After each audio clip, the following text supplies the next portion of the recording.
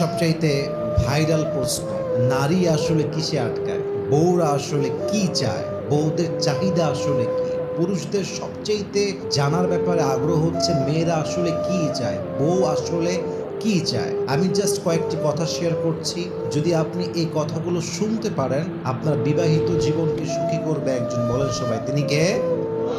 মাথায় রাখবেন, একজন মেয়ে হচ্ছে বাবার কাছে রাজকন্যার মতো। একটা ফ্যামিলির সবচাইতে আদরের যে মানুষটা, তার নাম হচ্ছে বাড়ির একজন মেয়ে। বাড়ির একটা মেয়ে যে কি আদর পায়, কি সোহাগ পায়, কি ভালোবাসা পায়, এটা আসলে বলে বোঝাবার মতো কোনো ক্ষমতা আমার কাছে নেই।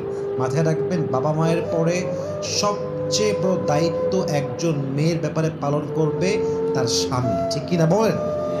এখন স্বামীকে বুঝতে হবে যে আসলে বউ আমার কি চায়, বউ এর এক্সপেকটেশনটা আসলে কি।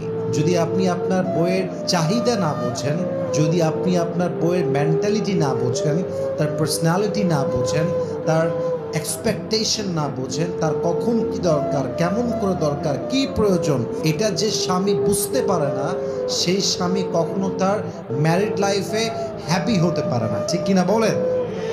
সর্বদা মাথায় রাখবেন, একজন আদর্শবান স্ত্রীর জন্য, ওয়াইফের জন্য আসলে ভালোবাসার উপরে আর কোনো মেডিসিন নেই। একজন আদর্শবান স্ত্রী জাস্ট এটাই চায় যে দিন শেষে আমার স্বামী আমাকে ভালোবাসুক, দিন শেষে আমার স্বামী আমার সঙ্গে একটা সুন্দর সময় কাটাক। মাথায় রাখবেন, নারীদেরকে আল্লাহ তাআলা বানিয়েছেন বড্ড যত্ন করে। নারীদের হৃদয়টা আল্লাহ তাআলা অনেক কোমল করেছেন, অনেক কোমল হৃদয়, এটা সফট হার্ট।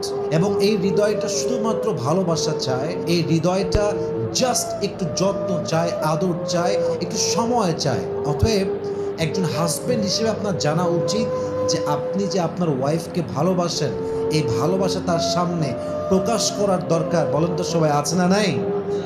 এটা বড্ড প্রয়োজন। চার মাযহাবের ইমাম আহমদ ইবনে হাম্বল রাহমাতুল্লাহি আলাইহি, উনি ওনার সন্তানকে বলেছিলেন, তুমি যদি তোমার হ্যাপি ম্যারিড লাইফ লিড করতে চাও, সাংসারিক জীবনে সুখী হতে চাও, তুমি যে তোমার বউকে ভালোবাসো, এই কথা প্রকাশ করতে কখনো কার্পণ্য করবে না। সুবহানাল্লাহ পড়বেন না আপনারা সবাই? তো এটা দরকার, এটা বুঝতে হবে। মাথায় রাখবেন, যেই মেয়ে ভালোবাসা চায় না, জাস্ট টাকা চায়, বাড়ি চায়, চাই স্বভাব, ডিমান্ডি স্বভাব, এই মেয়ে যাই হোক আর না হোক, এই মেয়ে আদর্শবান স্ত্রী কখনোই হতে পারে না। ঠিক কিনা বলেন?